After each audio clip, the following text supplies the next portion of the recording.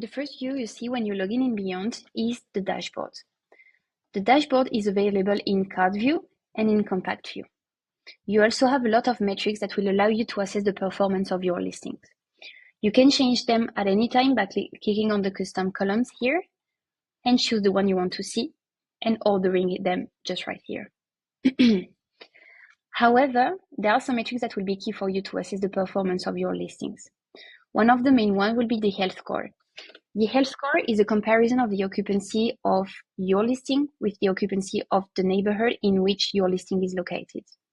For this listing, for instance, I know that my occupancy for the next 30 days is 56%, and the occupancy for the next 90 days is 45%. But here I have the detail of what's happening exactly and the comparison with the neighborhood.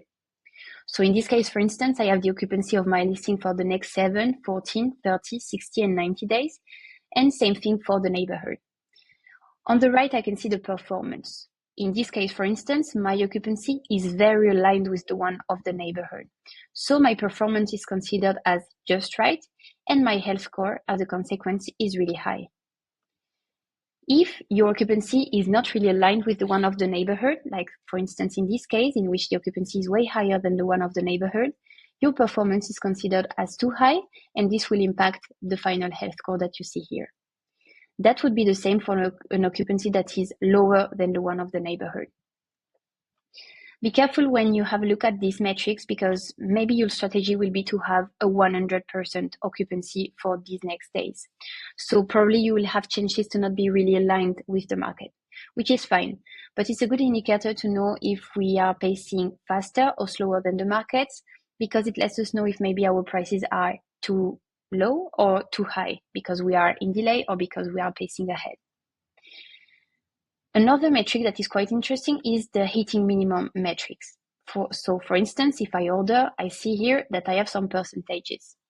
For this one, for instance, I know that for the next 90 days, my price is reaching the minimum price 51% of the time, is hitting the minimum price 51% of the time. So to say it in a different way, my price is being blocked by my minimum price 51% of the time. When I have a look at the chart view, just right here, I can see it very clearly.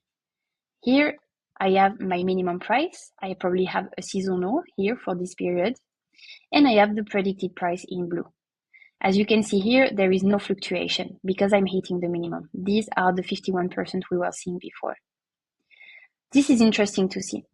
Knowing that you are hitting the minimum prices quite a lot, you know that if you're pacing slow for this listing, for instance, right now, and the occupancy is very low, the problem is probably not your base price, but it's your minimum price that is too high.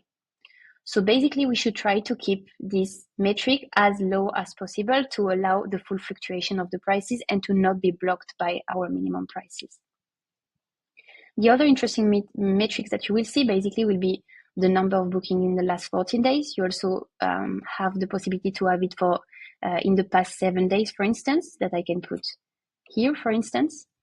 You have other metrics that are quite easy to understand: booked for the next 30 days, the market occupancy, blocked for the next 90 days, and the revenue goal that you can set for all of your listing, and that will allow us to see the revenue progress.